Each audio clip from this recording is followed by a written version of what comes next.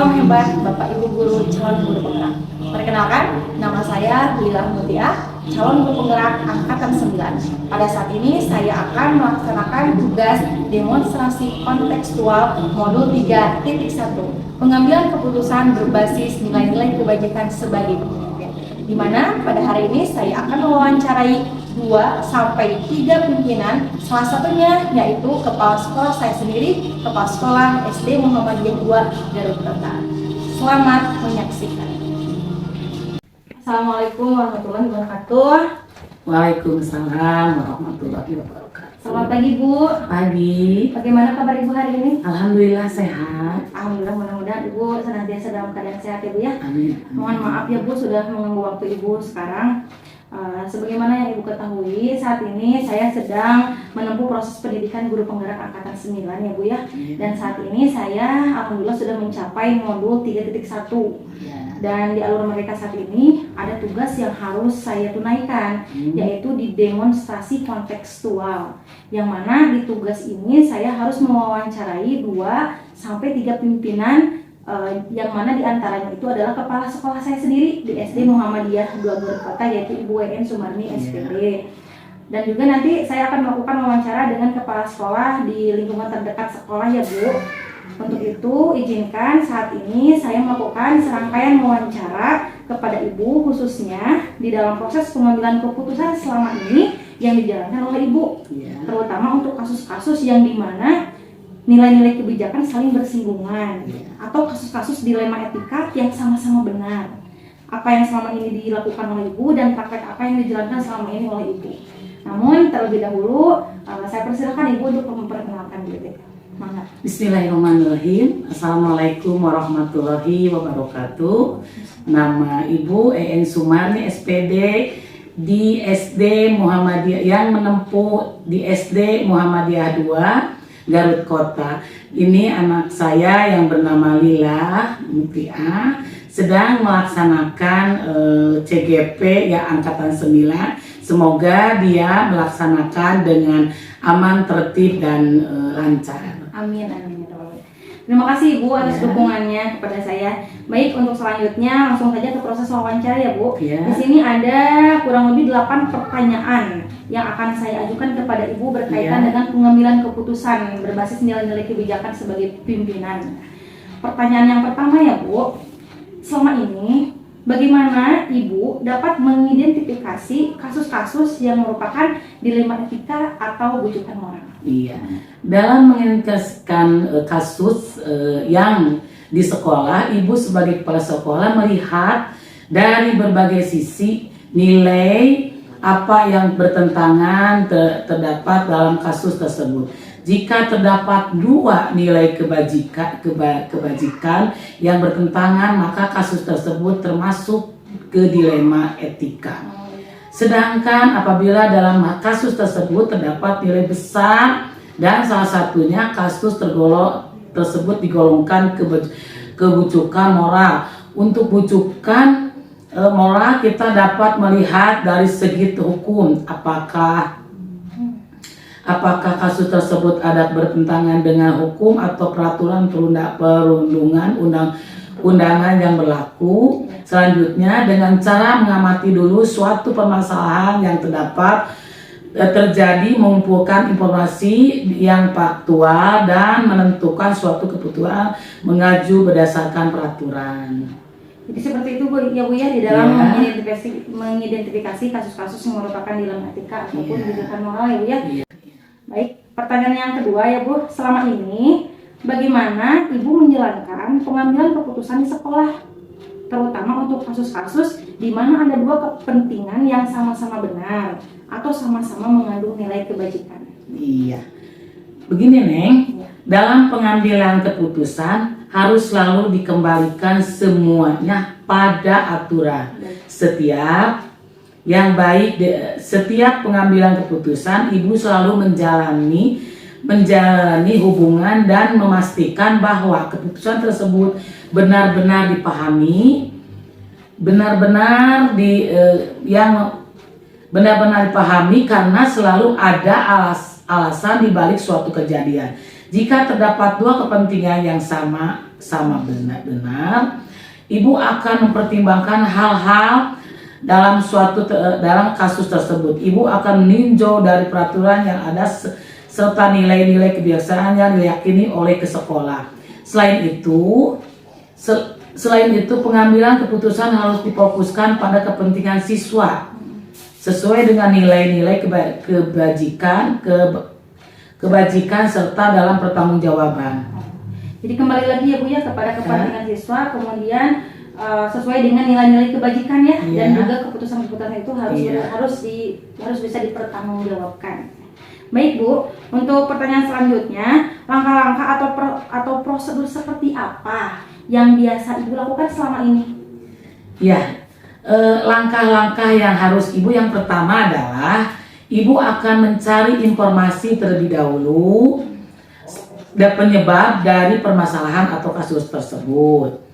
Kedua, Ibu akan datang ke lapangan, turun langsung untuk mencari informasi, mengidentifikasi dari berbagai pihak yang tersebut.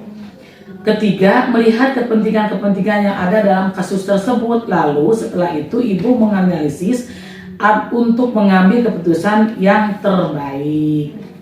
Udah sangat tepat sekali ya langkah-langkah yang Ibu lakukan. Untuk pertanyaan yang selanjutnya, hal-hal apa saja yang selama ini Ibu anggap efektif dalam pengambilan keputusan pada kasus-kasus dilema etika tadi? Iya, gini Neng, kalau menurut Ibu merasa suatu pengambilan keputusan itu efektif apabila dilakukan dengan spontanitas tergantung objek permasalahan di lapangan. Ibu mengontrol dengan tim manajemen sekolah, jajaran Wakasek, dan guru-guru senior didengar di pendapatnya supaya ada keputusan bersama. Selanjutnya keputusan yang diambil pertimbangan dan kemanfaatannya bagi siswa atau bagi orang banyak, serta apakah dapat dipertanggungjawabkan. Baik, jadi selama ini yang Ibu anggap efektif itu dengan spontanitas Bu ya, dan tentunya adanya kolaborasi dengan seluruh warga sekolah ya, antaranya itu guru senior, kemudian Wakasek Bu ya.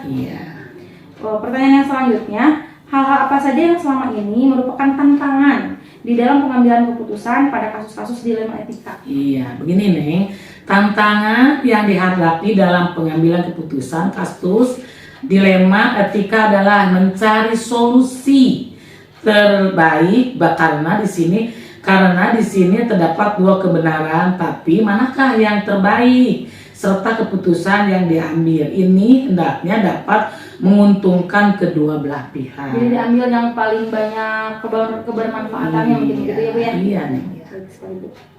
Baik, untuk selanjutnya, apakah Ibu memiliki sebuah tata kelola atau jadwal tertentu di dalam sebuah penyelesaian kasus dilema etika? Apakah Ibu langsung menyelesaikannya di tempat atau memiliki sebuah jadwal untuk menyelesaikannya? Iya. Bentuk atau prosedur seperti apa yang Ibu jalankan? Iya. Begini Neng, dalam permasalahan dalam penyelesaian kasus dilema etika dilihat dari tingkat kerumitan kasusnya. Jika masih ringan tidak ada jawab tertentu, pokoknya harus bisa diselesaikan dengan baik dan sebisa mungkin selesai, tidak terlalu lama. Namun jika cukup rumit, saya perlu mengumpulkan data atau fakta-fakta terlebih dahulu. Jadi tergantung kerumitan masalahnya ya, kerumitan kasusnya. Jika kasusnya belum terlalu rumit, maka langsung selesaikan dengan waktu yang cepat gitu ya. Apabila kasusnya itu cukup rumit, maka perlu adanya komunikasi dan kolaborasi antara semua pihak, begitu ya Bu ya.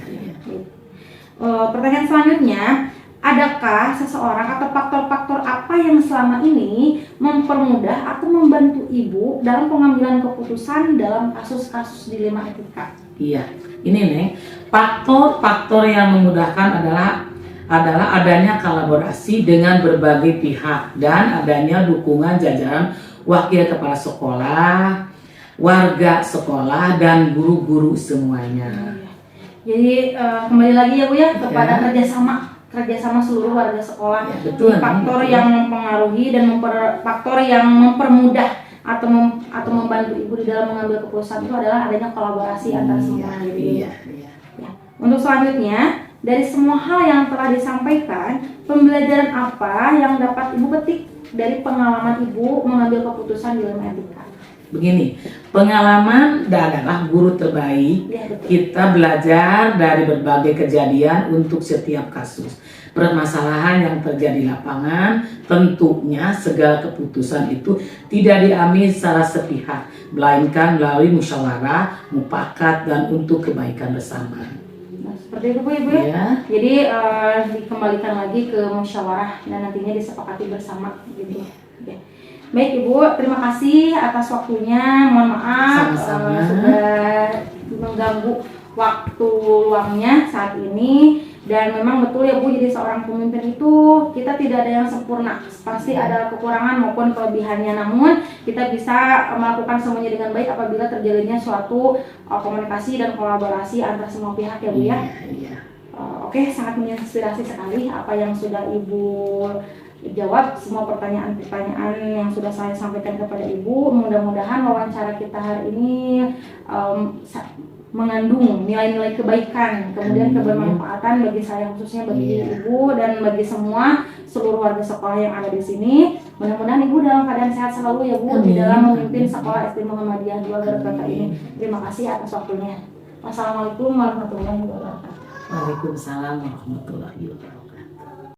Assalamualaikum warahmatullahi wabarakatuh. Selamat siang Pak Dian. Siang Bu Lila. Bagaimana kabarnya hari ini? Sehat. Alhamdulillah sehat ya.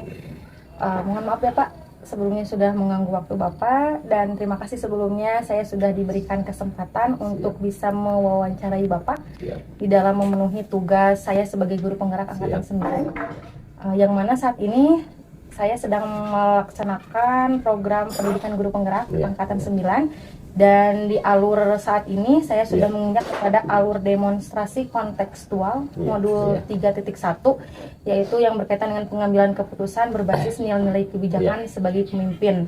Di mana di dalam tugas demonstrasi kontekstual ini saya ditugaskan untuk mewawancarai 2 sampai 3 pimpinan ataupun kepala sekolah. Dan alhamdulillah tadi sebelumnya saya sudah melakukan wawancara dengan kepala sekolah saya sendiri, yaitu Ibu EN Sumarni di SD Muhammadiyah 2 Garut Kota.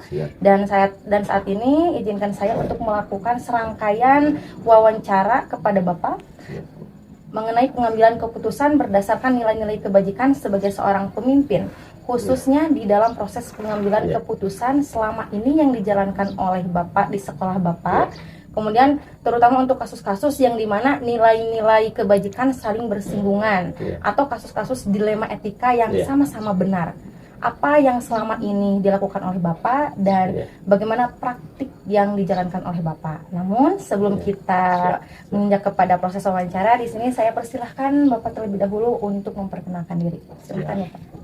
Terima kasih Bu Lila. Sama-sama. Perkenalkan, nama saya Dian Novian Nugraha, SPDI, bertugas menjadi Kepala Sekolah SD Muhammadiyah 3 Garut Kota, yang beralamatkan di Jalan Kaledong nomor 14, Kelurahan Sukamenteri, Kecamatan Garut Kota.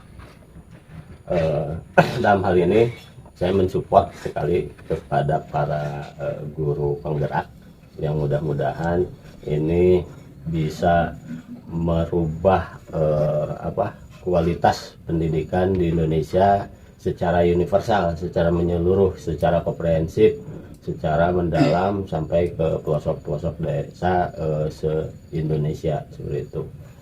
Karena pendidikan di Indonesia memang diperlukan perubahan-perubahan atau perbaikan-perbaikan yang lebih detail, yang mana hari ini mungkin para guru atau para calon guru penggerak itu lebih diberikan nutrisi-nutrisi atau materi-materi yang sangat luar biasa, yang sistematis dan terarah seperti itu.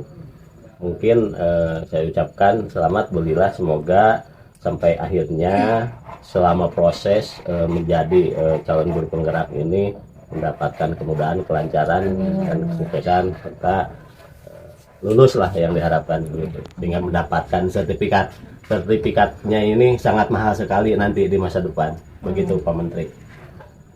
Ya, terima kasih Bapak Siap, atas doa siap. dan supportnya ya untuk saya. Siap. Baik, langsung saja untuk Siap, sekarang siap. kita menginjak kepada proses wawancara. Siap. Di sini ada beberapa atau 8 pertanyaan yang ingin Ya. saya ajukan kepada Bapak berkaitan dengan pengambilan keputusan ya. Ya. Untuk pertanyaan yang pertama yaitu selama ini Ya. bagaimana Bapak dapat mengidentifikasi kasus-kasus yang Ya. merupakan dilema etika ataupun bujukan moral? Ya, sebelum mengidentifikasi kasus-kasus, kita harus memahami dulu dilema etika itu seperti apa. Ada beberapa pointer garis besar. Dilema etika itu adalah sebuah kebingungan yang sangat luar biasa, bahwa ini adalah semacam peperangan bagi para pemimpin, peperangan di dalam pikirannya, peperangan di dalam batinnya, ketika ada kebenaran dengan kebenaran yang bersinggungan. Kebenaran apa? Kebenaran menurut secara peraturan atau aturan atau hukum, adapun kebenaran yang memang itu yang bersifat kearifan lokal, yang mana kebenaran tentang kearifan lokal itu lebih kepada kebajikan seperti itu. Nah, di sini memang berat ketika ada sesuatu hal yang harus dilakukan di dalam pengambilan keputusan nanti ke depannya. Adapun identifikasinya kita harus memang betul-betul mengumpulkan data-data yang sangat luar biasa itu, karena apa? Nanti ketika pengambilan keputusan tidak salah atau tidak ada yang terluka seperti itu. Adapun aturan-aturan yang memang diterapkan atau ditekankan harus diikuti, tetapi yang namanya manusia itu tidak luput dari kekurangan seperti itu atau kelemahan seperti itu. Selanjutnya pertanyaan yang kedua, selama ini bagaimana Bapak menjalankan pengambilan keputusan di sekolah Bapak di SD Muhammadiyah 3, Ya. terutama untuk kasus-kasus di mana ada dua kepentingan yang sama-sama benar Ya. atau sama-sama mengandung nilai kebajikan? Ya. Sebetulnya untuk pengalaman menjadi kepala sekolah memang belum lama, baru sekitar 1 tahun lebih lah, beberapa bulan. Tetapi ada hal-hal yang memang ini bisa diidentifikasi bahwa ini adalah bisa disebut atau dikatakan ini sebuah dilema etika semacam itu. Tapi kasus yang pernah saya hadapi atau alami ini belum masuk ke hal yang sangat rumit.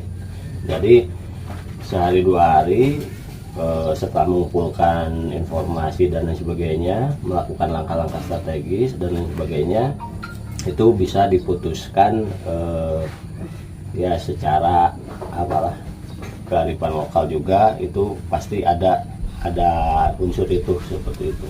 Nah, dalam hal ini mungkin di dalam pengambilan keputusan yang sifatnya ringan atau sedang, ini sangatlah mudah karena bisa sharing dengan para guru. Karena perlu kita ketahui bahwa di level atau di tingkat sekolah dasar ini ada 3 entitas yang memang itu yang bisa dikatakan sekolah. Yang pertama adalah entitas sekolah, yang kedua entitas guru, dan ketiga entitas siswa.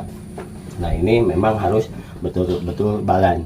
Tidak bisa saya harus memberikan, bukan berarti nggak mau memberikan pelayanan atau menservis full kepada siswa sehingga terhadap gurunya abai semacam itu. Kita harus betul-betul adil. Pertanyaan yang ketiga yaitu langkah-langkah atau prosedur seperti apa yang biasa Bapak lakukan selama ini? Itu sederhana, selalu melakukan konfirmasi ke beberapa pihak yang memang tersangkut tentang masuk pada kasus dilema etika ini semacam itu. Jadi kita konfirmasi, kita kumpulkan datanya, lalu kita telaah dan kita tetap yang menjadi rujukan itu adalah aturan main yang berlaku untuk bagi sekolah itu sendiri. Itu harus lebih dominan dibanding dengan kearifan lokal. Kalau di sini adalah sebuah kebajikan yang mana biar sama-sama enak, tidak memercikan api ketersinggungan. Karena di dalam sekolah itu adalah sebuah rumah yang mana rumah itu harus dibangun sebuah harmonisasi semacam itu. Jadi mau tidak mau harus betul-betul mengambil keputusan yang tepat.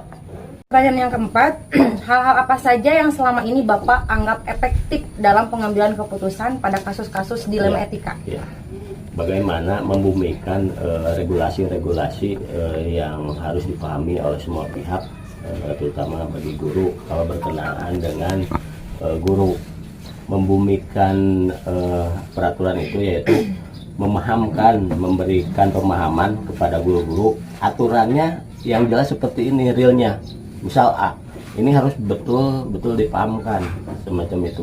Adapun nanti ketika salah satu atau dua orang guru yang tidak bisa memenuhi terhadap regulasi itu, aturan-aturan main yang ada di sekolah itu atau SOP itu, ya mungkin kita dilenturkan sedikit dengan kearifan lokal yang ada. Karena toh yang namanya manusia tidak bisa lepas dari sakit dan lain sebagainya, sedangkan aturan itu harus full menunaikan kewajiban-kewajiban. Itu ada kelenturan-kelenturan. Ya, jadi dengan cara membumikan regulasi, kemudian memberikan pemahaman kepada semua guru. Selanjutnya, hal-hal apa saja yang selama ini merupakan tantangan dalam pengambilan keputusan pada kasus-kasus dilema etika? Jadi tantangan Bapak selama ini. Kalau selama ini karena baru 1 tahun lebih, jadi belum ada kasus yang sangat luar biasa. Jadi tantangannya ya mungkin bagaimana kita bisa membumikan regulasi itu, memahamkan aturan-aturan main sekolah kepada guru-guru, siswa, dan orang tua.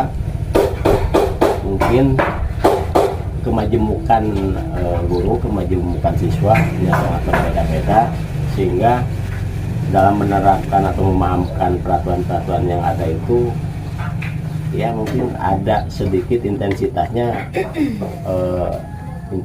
secara lebih, yaitu harus diulang-ulang mungkin seperti itu. Karena tidak bisa 1 kali pertemuan, 2 kali pertemuan kita sosialisasi aturan-aturan yang ada di sekolah itu dapat memahami. Adapun yang dapat memahami tentu saja selalu ada yang tidak mau mengikuti aturan itu secara keseluruhan. Jadi ada semacam pemilihan aturan semacam itu. Contoh kasus ketika pulang harus jam 3 sore, apalagi bagi seorang ASN, tetapi ketika seorang ASN itu, guru itu mempunyai orang tua yang harus dirawatnya di rumah. Ini berkenaan dengan hal semacam itu, tentu seluruh sekolah pun pasti ada. Jadi kita mau menegakkan aturan sampai jam 3, mau tidak mau, suka tidak suka, tetapi ini kan kebajikannya harus kita guna juga.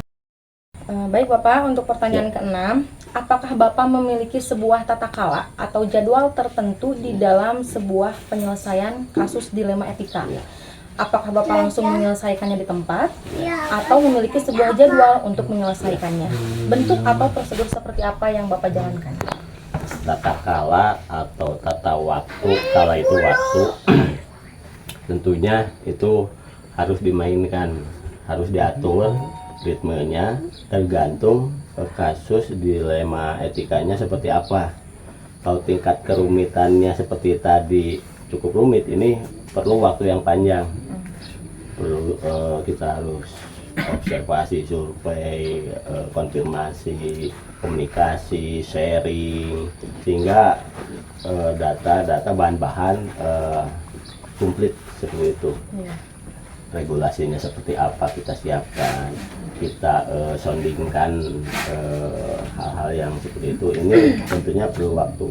Tetapi kalau sifatnya yang sederhana bisa lewat dengan teguran, karena aturan main selalu ditempel di dinding di ruangan-ruangan sekolah. Itu aturannya pasti sudah ada. Kalau yang sifatnya simpel dan lain sebagainya itu bisa langsung ditegur atau dipanggil ke ruangan kepala sekolah, lalu diberikan pemahaman supaya ini jangan sampai mengganggu konsentrasi harmonisasi yang ada di sekolah. Luar biasa sekali ya jawaban Bapak. Jadi memang kita harus mengatur ritme ya, diatur ritme kerumitan dan kemudahannya seperti apa. Jadi disesuaikan ya. Pertanyaan ketujuh, adakah seseorang atau faktor-faktor apa yang selama ini mempermudah atau membantu Bapak dalam pengambilan keputusan dalam kasus-kasus dilema etika di sekolah Bapak? Banyak sekali faktor-faktor selain sharing di internal sekolah itu dengan guru-guru, dengan pendidik atau tenaga kependidikan yang lainnya, itu kita bisa melakukan sharing antar kepala sekolah tentang kasus-kasus yang terjadi. Mungkin ada kesamaan tetapi berbeda waktu ataupun tempat atau berbeda orang. Nah, ini menjadi bahan acuan sebagai apa ya, bisa menimbang-nimbang ketika sekolah lain mengambil keputusan seperti itu. Nanti kan kelihatan ada selisih kesempurnaan dalam pengambilan keputusan seperti itu. Lalu kita itu sebagai komparasi perbandingan itu. Lalu yang selanjutnya kita juga tetap ketika permasalahan muncul kapan saja, kita tentunya tidak akan tahu. Lalu muncul begitu saja, tidak ada hujan, tidak ada angin, kita juga harus tetap ya tidak luput dari berdoa lah itu, karena permasalahan muncul itu untuk menguji sampai sejauh mana skill seorang leader atau pemimpin atau kepala sekolah di suatu lingkungannya atau di umum semacam itu. Terima kasih ya Pak, hebat sekali. Jadi banyak sekali ya bisa dengan cara sharing, kemudian berdoa, tentunya kolaborasi dengan seluruh warga sekolah ya Pak ya. Karena memang angin tidak berKTP dengan ya. Baik, pertanyaan internal juga masuk tadi. Ya, sharing internal sekolah ya. Pertanyaan yang ke-8. Dari semua hal yang telah disampaikan oleh Bapak tadi, pembelajaran apa yang dapat Bapak petik dari pengalaman Bapak mengambil keputusan dilema etika selama ini? Kalau hidup tidak mau mendapatkan atau tidak mau berhadapan dengan masalah, janganlah hidup. Karena hidup itu pasti ada masalah. Kalau bisa kita ini dalam rangka menempa diri, pengembangan mental, pikiran dan sebagainya, terimalah permasalahan apapun yang terjadi di lapangan, karena itu yang dapat mendewasakan kita. Potensi kita akan dapat berkembang ke depannya. Kita tidak tahu 5 tahun, 10 tahun, 20 tahun ke depannya kita akan diberi amanahi seperti apa. Apakah akan lebih berat bebannya dibanding hari sekarang yang mendapatkan masalah A, B, C dan lain sebagainya. Ini tentunya ke depannya. Terima kasih ya Pak. Alhamdulillah pertanyaan demi pertanyaan tadi sudah saya tanyakan semuanya ke Bapak, dan alhamdulillah Bapak sudah menjawab semua pertanyaannya dengan baik, sangat jelas dan paham sekali dan bagus sekali. Apa jawaban-jawaban yang sudah Bapak sampaikan itu sangat memberikan kebermanfaatan untuk saya. Terima kasih atas waktunya. Terima kasih sudah bersedia saya wawancarai terkait materi tentang bagaimana cara pengambilan keputusan berdasarkan nilai-nilai kebajikan sebagai pemimpin ya. Sangat menginspirasi dan bermanfaat wawancara kita pada hari ini. Semoga ini menjadi kebaikan ya Pak ya, untuk saya sendiri maupun untuk Bapak sebagai pemimpin. Semoga Bapak sehat selalu dan sukses selalu ya Pak. Terima kasih. Wassalamualaikum warahmatullahi wabarakatuh.